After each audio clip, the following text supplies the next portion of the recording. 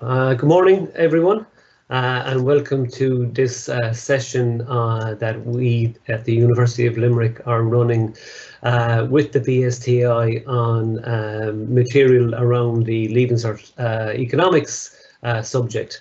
So, as you see there on the screen, my name is Eoin Reeves. I'm the head of the Department of Economics at UL.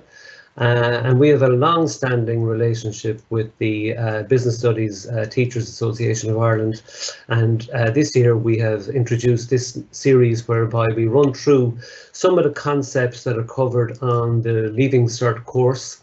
And we're not answering questions, we're not covering questions on the Leaving Cert paper. What we're doing is we're covering concepts or topics that are on the Leaving Cert course, so it's not 100% exam focused, but we do hope it brings a new perspective to second level students and will help them with their studies on the Leaving Cert economics course. So today's setup is that there will be two speakers. I will go first and I'm going to discuss issues around economic inequality and how it's measured and how governments respond to that. And then my colleague, Dr. Rita Buckley, will follow me. So I'll speak for 15 minutes and then Dr. Buckley will come in and she will speak about issues around savings, particularly in the context of the pandemic.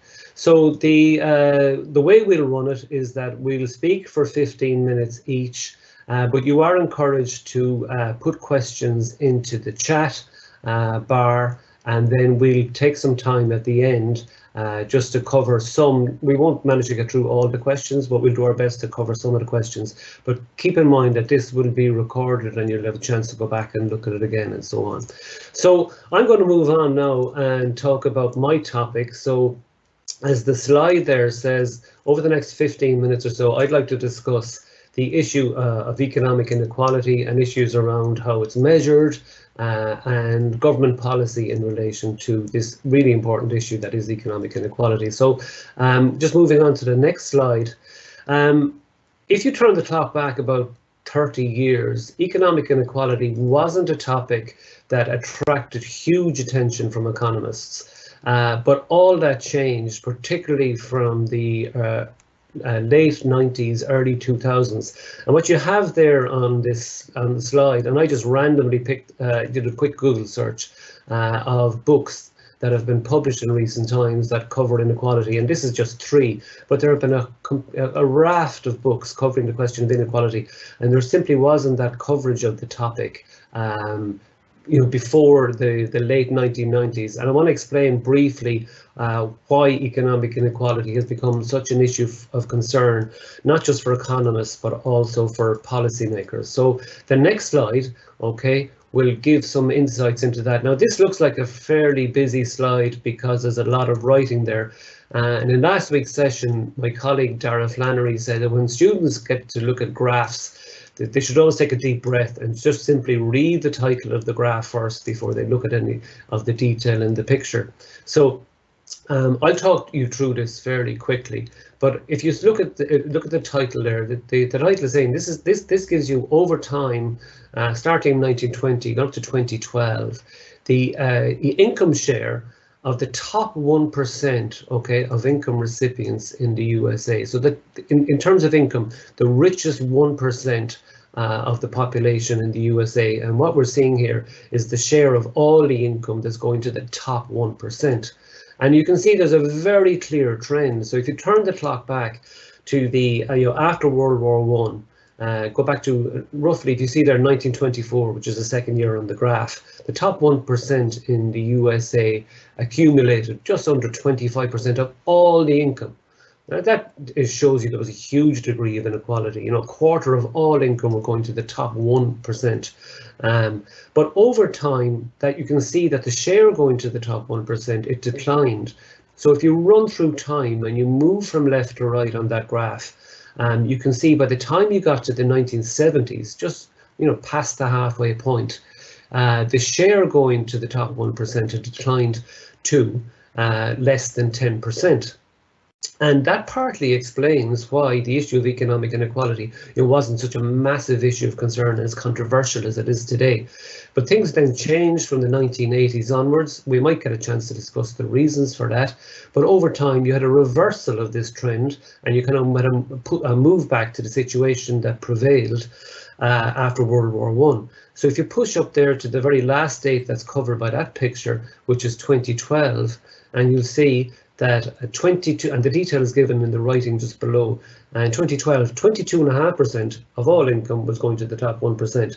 So you had a wheel that turned there.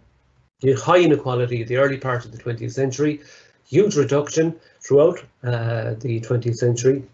And then as we enter the new millennium, inequality was on the rise again. And this is a massive issue of concern for lots of different reasons, but they include issues like fairness. There's all sorts of political issues around that. But from an economic perspective, high levels of inequality are not necessarily good for the economy. So just moving on to the next slide, because what I want to look now is I want to kind of focus on being an economist and asking, when we talk about inequality, we have to be a bit more precise. The previous slide, as you saw there, looked at income, but we could look at inequality in different ways. And economists who specialize in this area, they would look at all different measures of inequality, and I'll cover one or two today. But for instance, on the third bullet point that you see there, you can see that economists might decide to look at inequality in earnings. Now, that would only apply to people who work, people who receive income through work. It would leave out a lot of the population. But nonetheless, it is interesting to learn about how the labour market is working and how earnings are distributed amongst those who work. The fourth bullet point there suggests we could look at wealth. Okay, so the difference between income and wealth, of course, is important to understand. Income flows in and out of your pocket, as it were, in or out of the household on a daily or a weekly basis, whereas wealth is a stock. Wealth is kind of more fixed. It does change, of course. It's not fixed forever, but wealth is a stock that is made up of the money you have in your bank account, your house, your property, your car, and so on and so forth. Now, wealth is important as well. And typically because those who are the wealthiest, those who have accumulated the most wealth, tend to be those who are linked to political power. And that's an interesting topic from a economic and a social perspective. But not to dwell on the point, just you've got some summary information there in the slide that shows that wealth is also very unequally distributed. I'm using the example of the USA because the data is readily available. But just like the income data we looked at earlier, the data suggests that in the USA, the top 1% of richest of people, they own almost a third, 30.4% of all wealth. And the bottom 50% of people in the USA, they earn less than 2% of all wealth. So that shows you that inequality is very stark in a country like the US. We look at a lot of countries now as we move along, and you can see why that might be an issue of great interest for economists, but also concern for politicians and policymakers. Okay, so I'll just move on to the next slide. So the reason I'm putting this slide in is because on the economics course that you're sitting this year or next year, depending what year you're in, there is a big emphasis on the course on sustainability and the requirement for students to understand issues around sustainability as expressed in the United Nations Sustainable Development Goals. And the only reason I'm putting this slide up is to show you, if you just take a second just to look at that slide, you can identify some of the SDGs that are clearly focused on equality. So clearly number one, which is, I think, the most fundamental of all the SDGs, which is all about putting an end to poverty. That's an inequality-related goal. If you move across to number 5, you see gender equality, not specifically an economic a goal that's based on economics, but clearly gender inequality is huge economic dimensions. And I'll just focus on another one, 10, reduced inequalities specifically makes the point. But actually, if you consider each of the SDGs in any degree of depth, you can see that there are inequality dimensions to them. So this just shows you that, at the level of the United Nations, and we call it a multilateral level, there's huge concern around inequality. So moving on, so it's kind of the important stuff. How do we measure inequality? Okay, so as the first bullet point says there, we're just going to focus on income. Like we started off talking about income, we mentioned earnings and wealth, but we'll go back to income. Okay? Income is really important because income, it's what you have in your pocket essentially and will determine what you can purchase and your standard of living. So what I've done on this slide, and it's probably a little bit too busy, is I just want you to understand that the numbers we're going to look at on the next slide focus on disposable income, and that means income after the government has taken money from people through the taxation system. So the third bullet point there is it just shows you the different sources of income that apply to different people. So I mean, obviously people earn money through if they work, if they're PAYE workers, for instance. So that provides income. Self-employed people, they're not PAYE workers, but they also receive income through their business. Other people receive income called capital income, which would be, for instance, if you sold your house and you made a profit, or if you sold shares and made a profit. So that's another source of income.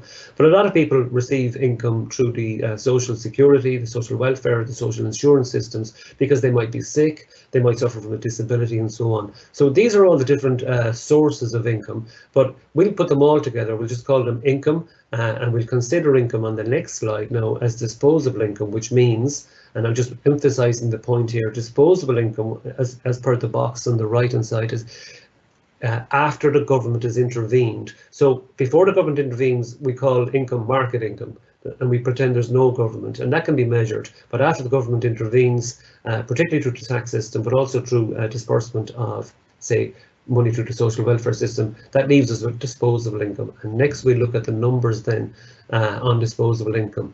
So we're going to look at two ways to measure inequality. And the first one here is simply called quintile ratios. And it's a very simple concept. And basically what it does is it expresses as a ratio. Okay, so it's just a ratio. The average income of the 20% of the richest people, okay, at the top of the income distribution. So their average income is expressed as a ratio of the average income going to the bottom 20%. So it takes a few seconds to just digest that, but it's just expressed then in a single number. And what we have then on the table is we have those quintile ratios for a selection of mainly European countries. So I'll just give you, just to interpret the data properly, let's just look at the first country on the list there, which is Bulgaria. So the ratio is 8.1. So that means that the average income going to the top 20% richest people is 8.1 times the size of the average income going to the bottom 20%. So on that table, Bulgaria is the country that shows the most income inequality using that particular measure. And if you run through the table, then you can check out the levels of income inequality for the different countries. And obviously you'd like to focus on Ireland. And you can see Ireland is on the right-hand side there, and the level is 4, okay? Which means that in those countries, Ireland is displaying one of the lowest levels of income inequality. And the bottom number on the right-hand side is the average for the EU, which is 5.1. So this table is showing us that Ireland, in terms of disposable income, has a level of disposable income that is below the European average, okay? And it's interesting also to note, the countries that are above and below, but I'm conscious of time and I'll let you look at those yourself. But you can spot the countries of interest in the table if you refer back to it. So just moving on to the next slide. The second measure of inequality that's used and is covered in the Leaving Cert syllabus is the Genie coefficient. So again, this basically is a different measure of the same thing. So if we focus on income inequality, instead of using the ratio number that we used in the previous slide, we could use this Genie coefficient. Now there is a formula and a nice graph for the Genie coefficient, but it's not necessary to go into that. What you need to know really is that the Genie coefficient is just a number, okay? It ranges between 0 and 1, and the higher the number, the higher the level of inequality that it denotes. So if a country had a Gini value of 0, which wouldn't happen, it would mean that that country had perfect inequality. 10% of the population get 10% of the income, 50% of the population get 50% of the income, and so on. Okay, so a Gini value of 0 denotes perfect equality, and a high number, that means 1, shows perfect inequality. So the thing about the Gini coefficient, and we move on to the next slide, is it's useful simply because it's a summary measure. It expresses everything in one number. And what it does, and I've covered it there on the slide, in points A and point B. One, it allows you to track changes in inequality over time for one country. We look at that in the table. And it also allows you to compare inequality between countries like we did on the previous slide. So if you look at the table there, and again, take your deep breath and read the heading, the Genie Coefficient measure of income inequality for selected EU countries between 2005 and 2019. And on the second row, you can see Ireland, and we'll focus on Ireland. And you can see that in 2005, the Gini coefficient was 31.9. Now, that doesn't tell you very much on its own, because you don't interpret it like an elasticity value, for instance. But if you follow the numbers for Ireland over the years 2005 to 2019, well, then you can see the trend in inequality as measured by the Gini coefficient over time. And you can see there that it doesn't change that much, but if there is a trend, it's actually downward. You can see that it's indicating that the level of income inequality in Ireland is actually falling, okay? Especially when you compare, for instance, 2005 versus 2019. So in 2019, the number was 28.3. So you could measure the percentage change in those numbers, and you could write a brief essay around the trend in inequality if you wished. And the last thing I'll just say on that slide, because again I'm looking at the clock, is that in 2019 you can see that the EU average was 30 points, as the Gini coefficient, sorry, was 30.7 for the EU, and it was only 28.3 for Ireland, which means that, just like the previous slide, income inequality in Ireland, as measured by the two measures, is below the EU average. So we'll just move on to the next slide. And this is the last slide. So what we've covered so far is we've covered why inequality is important, why it's an issue for policymakers, how it's measured. But if policymakers are really concerned about the levels of inequality, we have to ask, well, what they can do in order to reduce that. And some economists would be opposed to any of the measures I'm about to mention, because they would be concerned that they would impact negatively on the economy, for instance, by reducing incentives to work or reducing incentives to start businesses and so on. That's a delicate argument, and we haven't time to get into it, but it's worth keeping in mind. But let's say we do agree that the governments are interested in reducing the degree of inequality. What can they do? So, for example, what they could do is they could intervene in the market, and that's why I've got these two boxes on the slides. What the government would try to do is change the distribution of market income and make sure that the distribution of disposable income, that's what counts, which is after the government has intervened, is somewhat equal. So to do that, what they could do is they could take measures like raising the minimum wage, okay, which is what people can earn in the labour market, introduce what they call a living wage, which is different from the minimum wage, and is based on ensuring that people have living standards that living standards that are appreciated, are understood in a given society. Okay, they're taken as the living standards that people should aspire to. The second type of government, the government would intervene by making laws that would set those minimum wages or living wages. Also, they could change how much they transfer to people through the social welfare system. I will make this point. The social welfare system is the strongest redistributive tool that the government has. If the government wants to change the income distribution, the strongest tool is to change the levels of payments through the social welfare system. And the last one is to make changes in relation to taxation.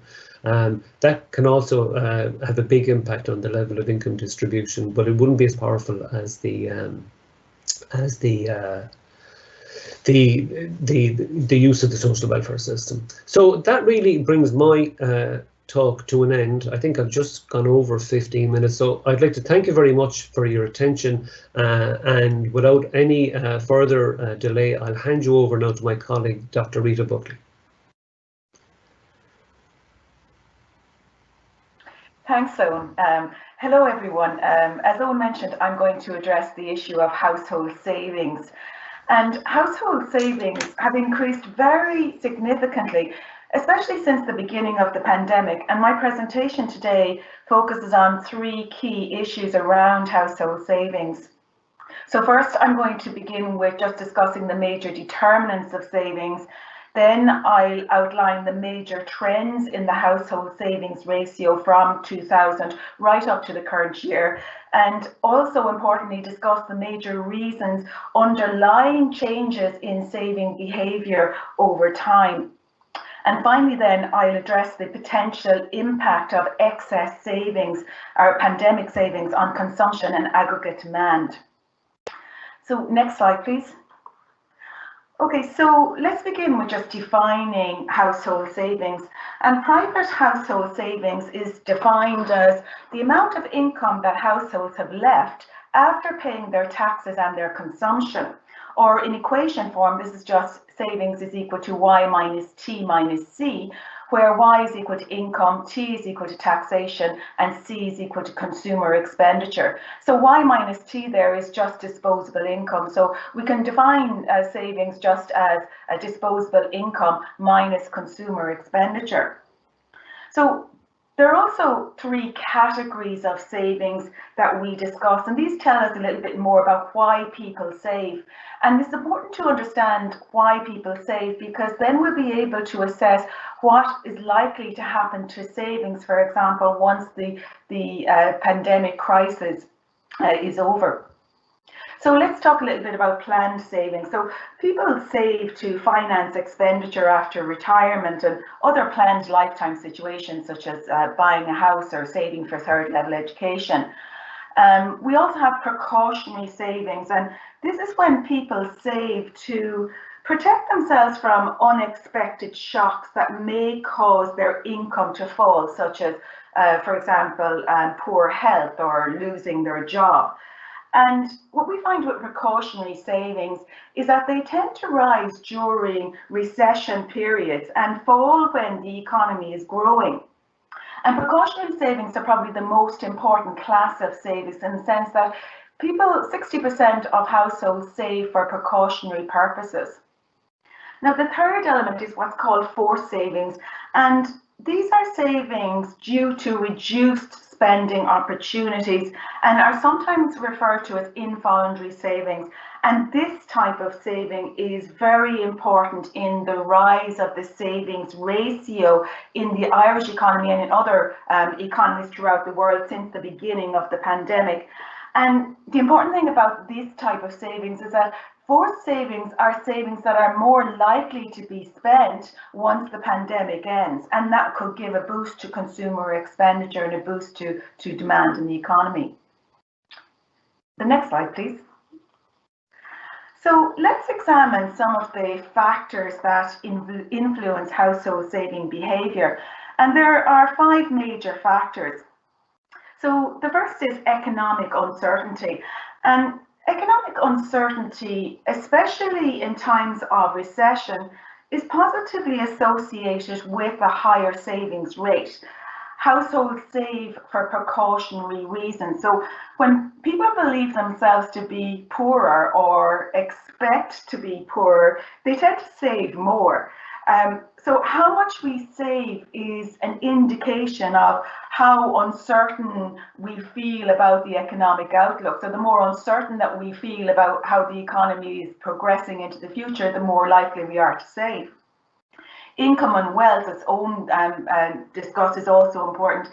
And it has an important role in determining household savings as well. So as you might expect, poorer households tend to save less and richer households tend to save more. And with the pandemic savings, what we find is that most of the excess pandemic savings occurred or came from richer households rather than poorer households. The third factor with respect to household savings is demographics. So savings rates tend to be low among, for example, young adult populations. Then they increase as people progress through their working career, and decrease, or people just save when they reach retirement. Fiscal policy is also important. So evidence would suggest that when a government runs a budget deficit or is in debt, this is associated with increased savings among households, because households expect that at some time in the future that debt will have to be paid back and taxation is going to rise. So they may save more to try and smooth out their future consumption or protect their future consumption to some extent. Other factors that are important include interest rates and household debt. So we'd expect that as real interest rate increases, so does saving, because households receive more, I suppose, more compensation for postponing their consumption. Now, however, empirical evidence doesn't really bear that out, so real interest rates probably have less of an effect than other factors. Also, people will save just to pay down debt levels, pay off their mortgages, pay off their loans, etc. So these are the factors that influence household saving behaviour, and I want you to keep in mind those factors when we examine the major trends in the savings ratio over time. Next, please. So this graph shows the Ireland's gross household savings ratio from 2000 to 2021. And you can see there that the mean average savings rate is around 10% in this period. But if you look at the different periods, so from about 2000 to 2008, the mean savings ratio was mostly below 10%. And in this period, you note that the economy was relatively buoyant. You had high growth rates, disposable income was rising, consumer expenditure was also growing, but the savings rate was falling. And economists call this impact the wealth effect. So when people feel a bit richer, they tend to start saving a little less. So between 2008 and 2012, you can see that in this period that the economy is doing badly, I suppose, due to the global financial crisis. And you find that the savings rate increases on average below your 10%. So your savings rate rises between around 2011 to about 16% there. So there's increased uncertainty in the economy, so you have increase in savings for precautionary motives. So again, when people believe themselves to be poor, they tend to save more. Between 2012 and 2018, the saving ratio falls and as the economy recovers. So disposable income increases, but also consumer expenditure increases and the savings rate falls because consumers have buoyant expectations regarding expected future income. So from 2016 to 2019, we can see that the savings ratio starts to rise from around 6.5% in 2016 to 12.2% in 2019. And this increases very significantly in 2020 to 23.7%. So, for example, in 2020, household savings amounted to 29.6 billion compared to about 14.5 billion in 2019. And so this is a change in savings from 12.2% of total disposable income to savings of around 23.7% of total disposable income. What I do want you to note from this graph is not just completely focus on savings since the pandemic, but what you'll notice is that the savings rate has been rising since 2016. And that was likely as a result of the uncertain economic outlook due to Brexit. And remember that the UK referendum on Brexit took place halfway through 2016. Next slide, please. Okay, so, and next again. So why did the saving rate increase since the beginning of the pandemic? So there are two factors at play here. The first is lower consumer spending.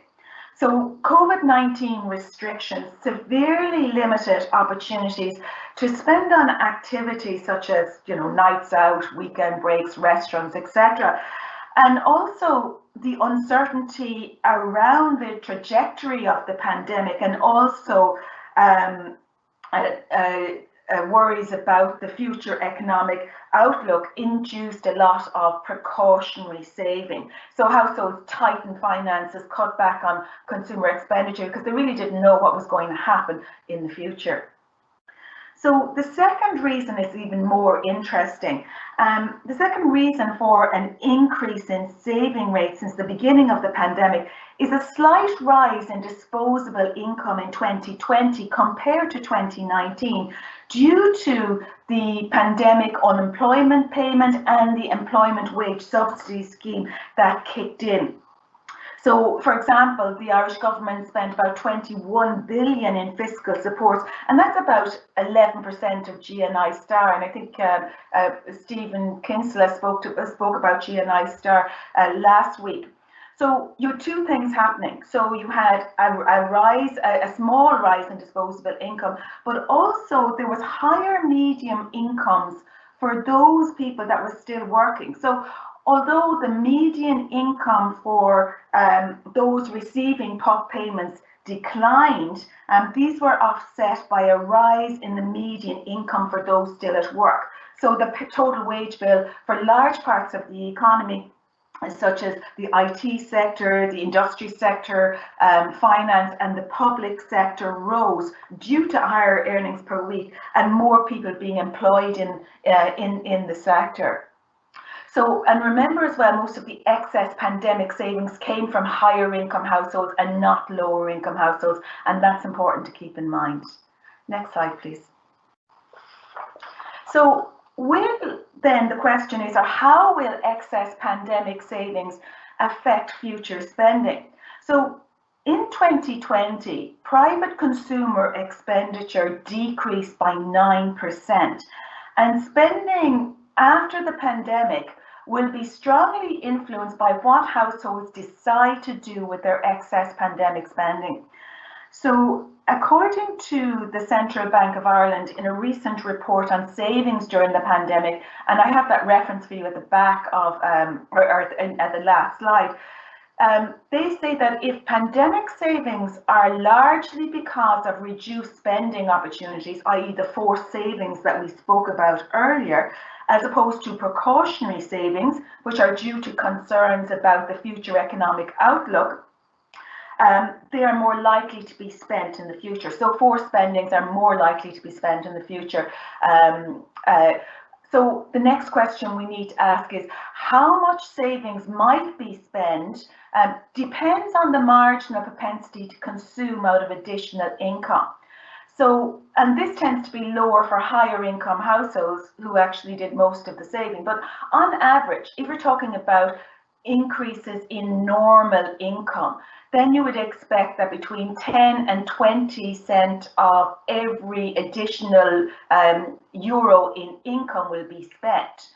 But the marginal propensity to consume is higher for windfall income. So if you consider the excess pandemic savings to be windfall income, then the marginal propensity to consume out of the additional savings will be somewhere between 0.048 and 0.052. So that would suggest that that about or more than half of excess savings could be spent in the economy, and that would drive up consumer expenditure. And according to the central bank and the SRI, that would be somewhere between 5% and 7% of consumer expenditure. So the next, of course, important element is whether savings are spent on domestic or imported goods, and that matters.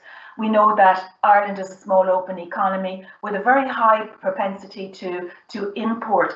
So if the excess savings is spent on income items like cars and foreign holidays, this will have very much smaller effects on domestic growth and jobs.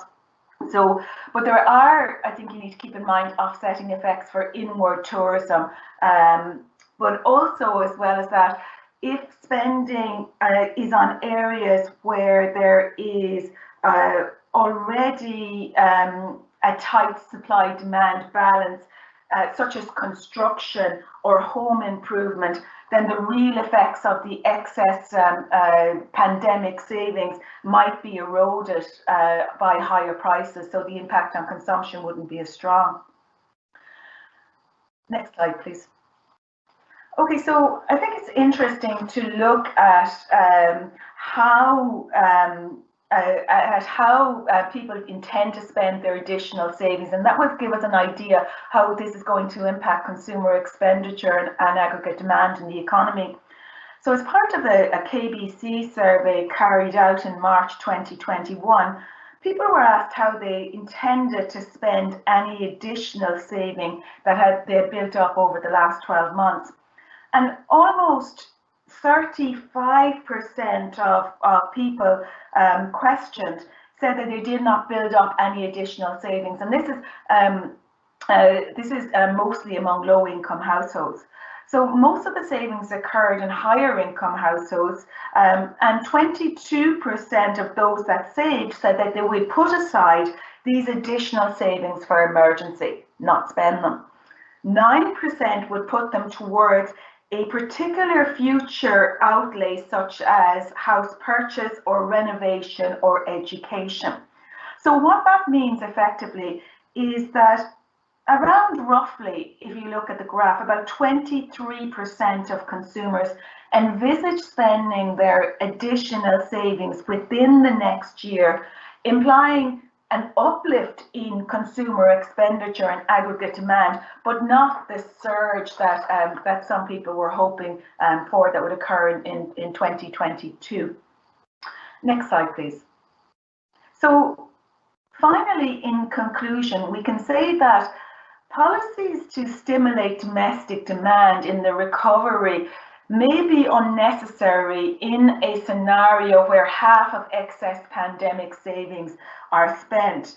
And estimates from the central bank, as I mentioned, would add somewhere, suggest that this would add somewhere between 5 and 7% between consumer spending. But however, in the short run, low-income consumer or low-income households would certainly need to be supported in some way through policy action.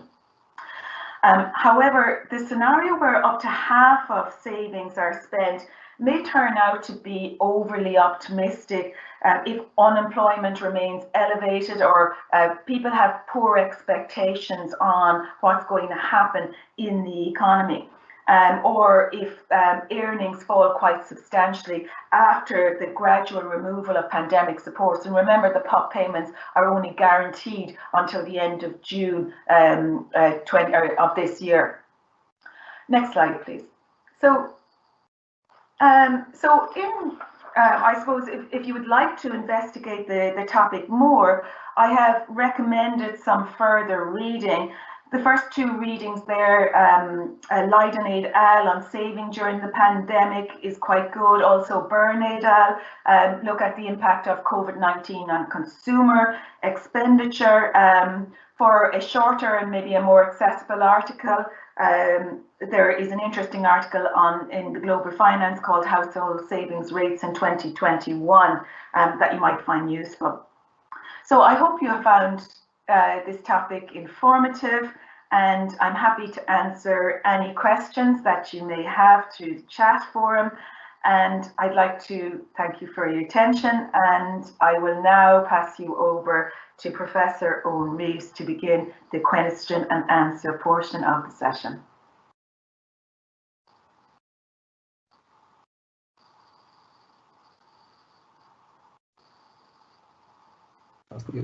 Thanks, Rita. That was really, really informative. I found that interesting myself because just on the news this morning, there was I heard there was the topic of the recovery and what the policymakers and the whole population are hoping for in relation to people going back out and spending, particularly in the in the sectors that have been so badly hit by the pandemic. So hopefully we'll see those savings being translated into expenditure, and then they'll have multiplier effects and jobs for everybody and so on. So just before I take the questions, I'd just like to thank some people First, I'd like to thank the BSTI for organising this in conjunction with UL. As I said, we have a great relationship, and it's a mutual relationship whereby on our side, the benefit for us is that our relationship with the BSTI is that it might attract students to come to UL, and I'd strongly encourage all of you to consider UL this year if you're changing your mind in CAO, or next year if you're a fifth year student and considering where you might go to in terms of university. The business school in UL has some wonderful courses, namely the Bachelor of Business Studies degree and the Bachelor of Arts in International Business. So consider those. UL is a great campus and it's a great place to go to university, and you won't regret it if you make that choice. So the people I'd like to thank also are Eoin King and Elaine Milan, who kind of put all the technology together behind this presentation. So Rita and I just come in and do our thing, but there's a lot of work done behind the scenes by Elaine and Eoin in relation to the technology. So I really like to acknowledge those. Now, as it stands, there's only one question on the chat bar. Now, I'll try to answer it myself. And the question is, will students be asked to calculate the Genie coefficient? Or is it likely they'll be given a graph and asked to evaluate the various Genie values on the graph? Okay, I should, before I even attempt to answer this, I won't claim to have full familiarity with with the Leaving Cert syllabus, you know, to the level of fine detail. But I would bet strongly, okay, that students will not be asked, okay, to calculate a Genie coefficient. I'm quite sure of that. All right. If students, all students really will need to do, I would expect, is to understand what the Genie coefficient is. And like I did in my own presentation there, use the Genie coefficient to compare inequality between countries, or just look at a country over time. And just be very clear in your understanding that a higher Genie value indicates higher inequality. And it's really as straightforward as that. But just be clear on your understanding of the measure.